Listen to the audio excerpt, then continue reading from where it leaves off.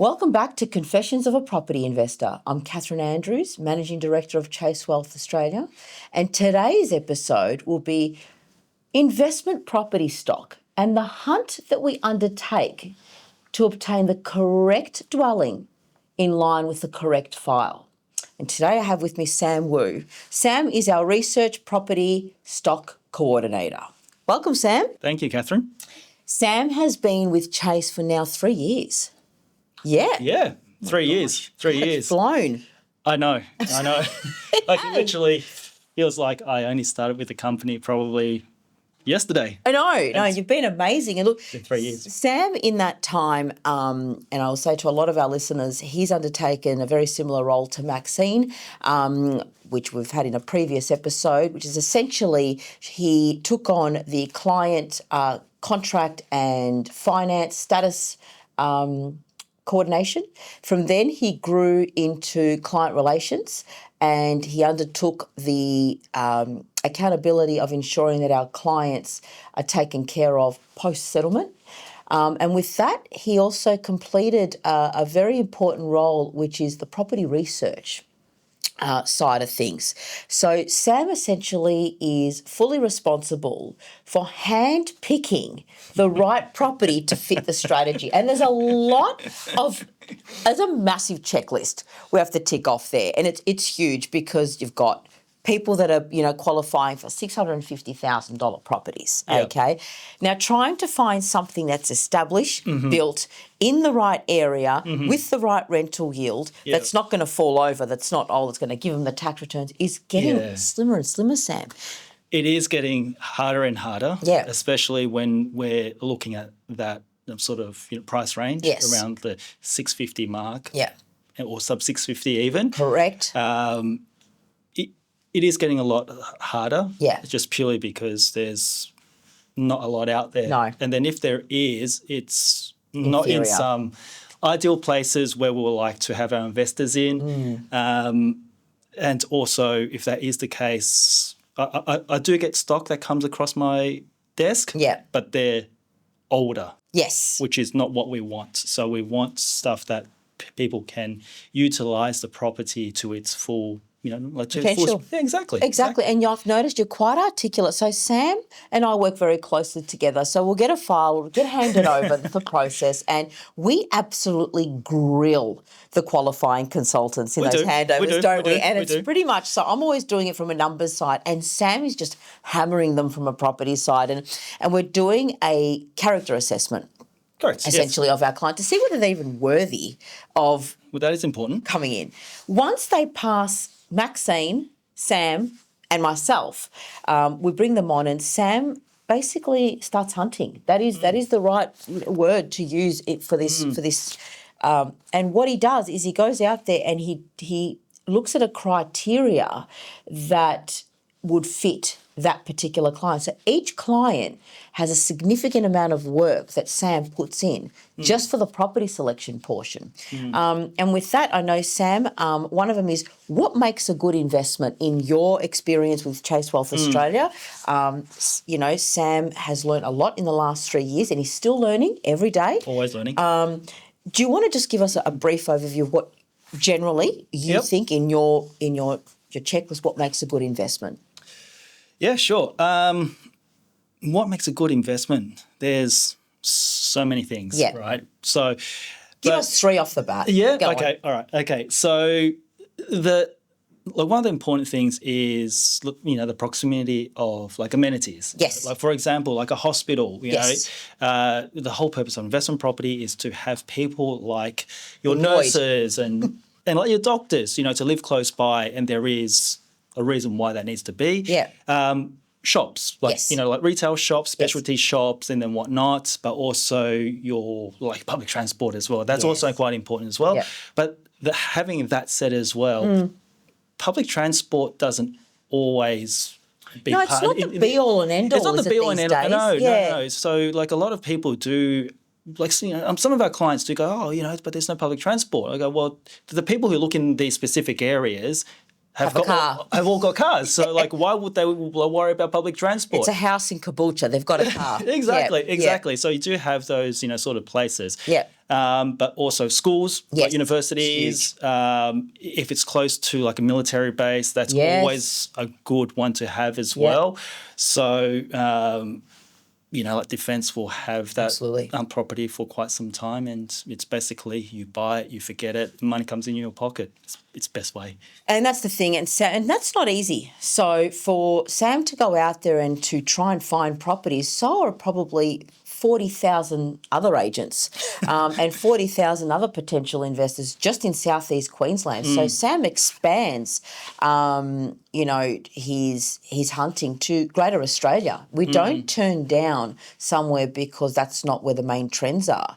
And that brings Sam into the statistical side of things. And I guess, Sam, you tap in a little bit to high capital growth areas. And how do you go about assessing that just in your world? I know that you do a lot of online research, but you also, I know you actually put your foot on the soil and you actually go into the centres that are close. So Sam's constantly travelling. Do you want to talk a little bit about where you feel comfortable in a percentage range of what you consider capital growth that you feel is passable for an investor and why? Yeah, sure. Well, but this is like our opinion. Yes. It's not, gospel at the end of the day. Yeah. So this is like our opinion, is that when I do look at the last 12 months of growth and also last 3 and 5 years is where I look at all sorts of different resources and then I draw my conclusion through that way.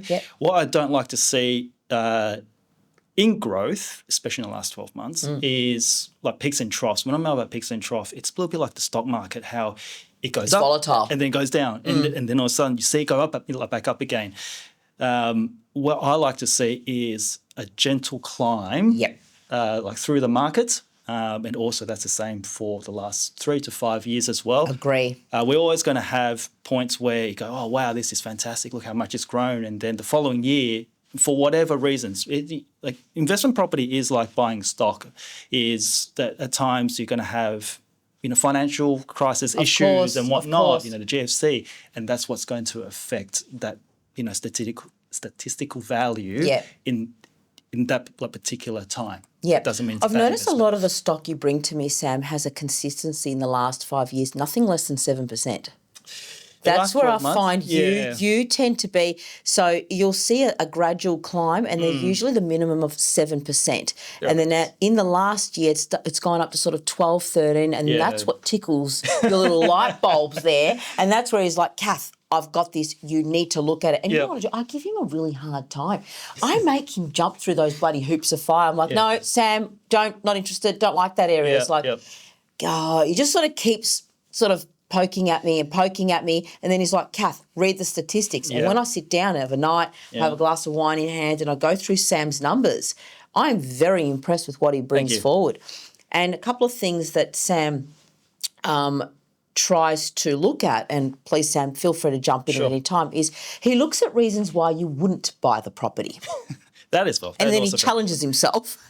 That is also very important as well, and I guess that's why I do go out to sites. I don't have any restrictions, as you know. Like I drive up as far as like Warwick, or he goes everywhere. Past Toowoomba. He goes to Perth. Doesn't drive there. No, it doesn't drive there. No, big drive.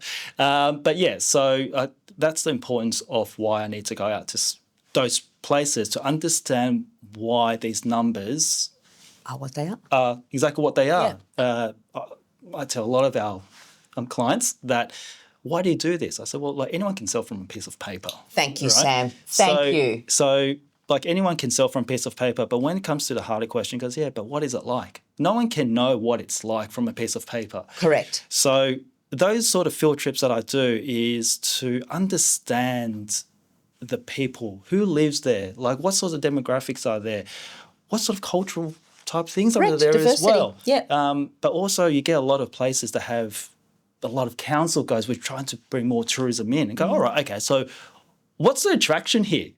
And there's at times where our aggregators go, this is a great place. And I go out there, I'm like, no, it's not. What? I love when you challenge things. Some Just makes people no are like sense. funny. I love when because Yeah. you're doing the right. Because Sam, from a client's point of view, they're going to come back on us too, and they're essentially going to go, Sam, you went and found, because I told Yeah. them, Sam, you found this property, Yeah. and really, there's nothing out there. Yeah.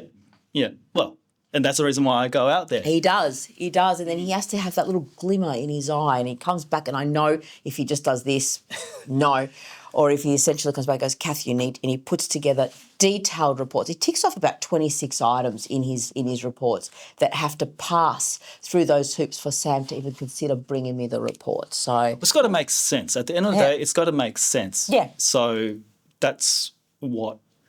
yeah, and you've done an amazing job, Sam. He's bought in properties out at Algester, in the last 3-4 years, and what it's experiencing is we were selling them back at 590, 640. They're now sitting at 800,000. West End is another one that we had a few little moody, little grumpy clients going in there, and it's gone from your 650,000s and your 535,000. It's gone to over $1 million. Just in that area. Yeah. So there's a certain part of West End. There's a street which is called Duncan Street where there's a lot of high rises and whatnot. Yeah. A lot of times people go, the high rises will bring down the value. But actually, surprising enough, West End has seen a significant growth. I know. We were telling them that. They weren't listening to us at the start. No, they weren't. There are a lot of people who complain, it's such a bad investment and whatnot. Yeah. But then when you look at the growth in the last 2 years since they purchased it.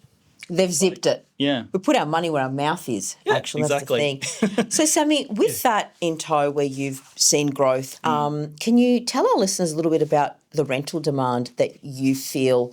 Do you feel that there is an oversupply of stock in some areas, or do you feel that the media coverage, look, they put the fear factor out there. Absolutely. And this is a confession. Yep. So this is for you to really tell our listeners and our potential investors, even our current investors need to be listening to this.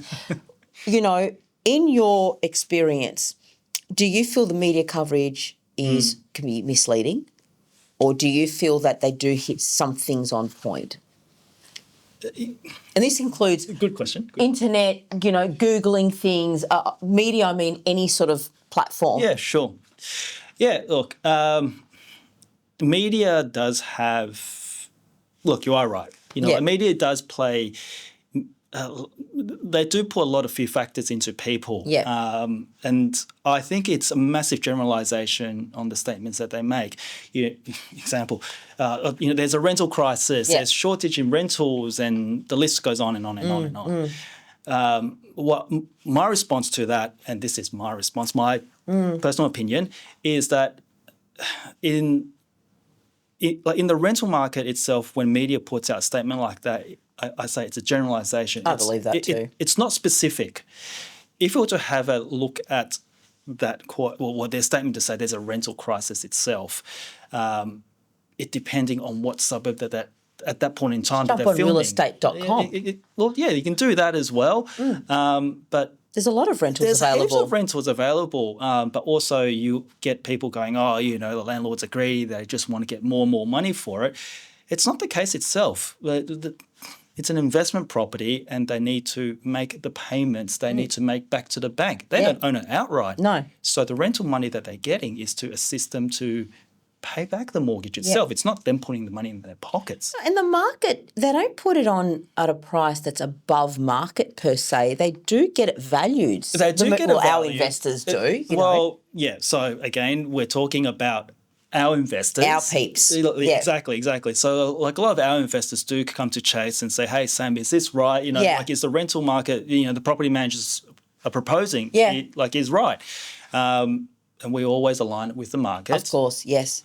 We try to do like for like what's out there. Yep. And this is the part of the research that I do, just to ensure that they're not too far behind the 8 balls. At times we do have to be behind the 8 ball a little bit, but not too far, not talking about $50 and whatnot. We're talking about like $10, $20. Just to keep that competitiveness. That's right. That long-term tenant. Exactly. Yeah. Exactly that. So that's Yeah, you do, and I've always been very, very fair to our clients. I've seen you display that over and over again. Clients have told me, Sam has been great. He's always been honest with me, and that brings us to some of the constant debates that I get on, being client facing first and foremost. And then I'm sure that Sam probably hears it down the track. Always. Every now and then, but it's old versus new property purchases. I know we dove a little bit into this on a previous episode with the accountant, but essentially we know the benefits of a new property purchase, which Sam has outlined all the time. You've got your depreciation, your tax benefits, your warranty periods, and maximising your property value.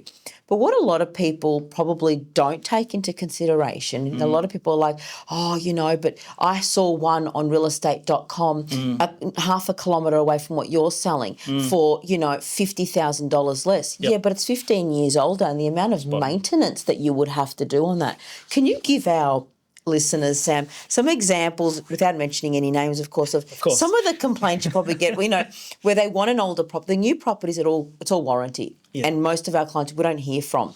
Yep. But the occasional ones that probably have a little bit, they've aged a bit, or they're 4 or 5 years, what they deal with at that point, and how we assist them. Yeah, sure.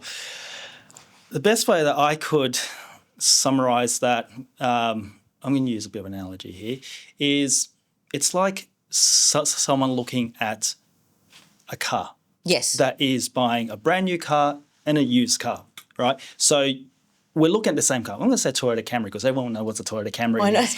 Right? So there's a lot of them around. There is a lot of them around. Yeah. It's not like Teslas, but anyway. No. So it's literally like that. So you've got the used car market and you've got the new car market. Yeah. The new car market is always going to be higher than the used car market, right? Yeah. So you can't do the comparison because you're buying something that's brand new. It's never been lived in. Yeah. There's so many things you can do with a new property itself. As you mentioned. As we mentioned, yeah. Yeah. So with that, it's like you can't compare something that's used to something that's built brand new. So when clients come to you, Sam, and the properties have aged, like they've been with Chase, say, from 2017, 2018, and say, I need to replace the shower head in the bathroom. That's something that a lot of clients didn't have to deal with up until the 5-6 year mark or 7 year mark or 8 year mark. So do you find that when we do hunt for the new properties, it takes a lot off our property managers as well? They don't have to deal with the constant whinging of maintenance and because you don't have to be out there worrying about this sort of stuff. Yeah. Yeah. Yeah. Yeah, look, like with those sort of little things, we do get them a lot. He goes, should I be paying for this? Shouldn't the builder cover this and whatnot? There's so many variables with that sort of type questions that we do deal with. But how I tackle those things, it's like, it's minor. It's $50 here. It's a shower head. It's a shower head. Or 6 years in. Yeah, exactly. It's like, it's it's nonsense. Yes, and a lot of people probably get offended, and it's not that we're trying to be offensive. We're looking at the reality of it, which brings us to the final part of Sam and this episode.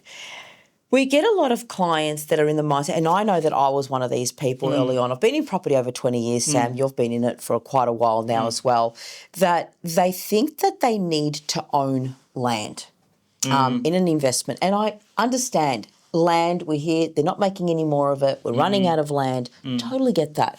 The reality is this, though, for an investment property, especially as an entry-level investor, it's ideal to probably, and this is not gospel, again, as Sam said, and we're generalising, but when you have like a townhouse or a smaller block, it's less maintenance because tenants do not want to maintain. Yeah. It actually doesn't really affect the capital growth and the gains that you will achieve out of that investment. I know that when there is land involved, Sam's actually had to put in more work. We've had issues with drainage before. Yep. I know that you've had to be on site for that stuff. Yep. Sam, you've had fences fall, clotheslines. Clotheslines, all sorts of things. things that you probably wouldn't have to in a townhouse or an Yep. apartment. That is not saying that I don't like house and land. I love house and land. Actually, Sam and I tend to favour it a little bit. Yep. But only due to the right size land where there's no overbearing trees and Yep. you don't have a very big backyard Yep. and, you know, Yep. you don't have 2 broken down cars in your front yard. As well. So it also depends on the demographic there. Sure. So, Sammy, I know that you're constantly on the road. You're always out looking for things. You're always hunting for the right properties and you're very passionate about it. I am. You're very real about it. And what I do admire about your qualities and what Chase admire about your qualities is you don't talk shit. Okay? can't. No, you don't. Can't. When You it can't. comes to very black and white, a lot like me in that, so we align quite well. Is there a message that you would like to give our current people, future people that are thinking about it, Sam, Yep. that would come to you and say, I don't know what I'm doing? Is there any message about not being biased about what property it is and having a bit of trust that you would like to directly let our listeners and viewers know? I think you just got to be realistic when it comes to investing into property. You got to have a mindset where when you do buy into an investment property, it's not going to be smooth sailing. I can tell you that right now. Yeah. The first 12 months for like a newbie, Yeah. right, you guys will face hurdles, and that's the honest truth. After the 12 months, it will be like second nature to you. So investing into a property is tough. You got to ride the wave, and you will see the rewards. It's a long-term game, not a short-term game. So, like all the people who succeeded in life, has to battle the roadblocks. That's right. So, And when Sam and I come to you with a property, it's because this guy has absolutely taken the developers or the aggregators or the builders through about 50 rings of fire. So, it's we've done the homework for you guys. It's not just grab a property, flog it off. It's literally, this is a worthy property and we're offering it to you. It's an honour to us to offer it to you. Yep. Don't let us down by letting yourself down. yeah, exactly. Yeah. Yeah. Well, Sammy, thank you. As you. always, Thank you. you do have a black and white way of seeing things, and I love it. Thank you. And this is the first of many for Sam. We'll be looking at the darker side of property investing in the near future and some of the horror stories about properties that can happen. Flooding, roofs falling in, mould issues. Things do go wrong, as he said. So we'll be absolutely. definitely touching on that in a later episode. Thank you, Sam. Welcome, Catherine. It's been great having you here. Pleasure. All right. Let's have fun. We'll see you guys next time at Confessions of a Property Investor. Take care. See you. Bye.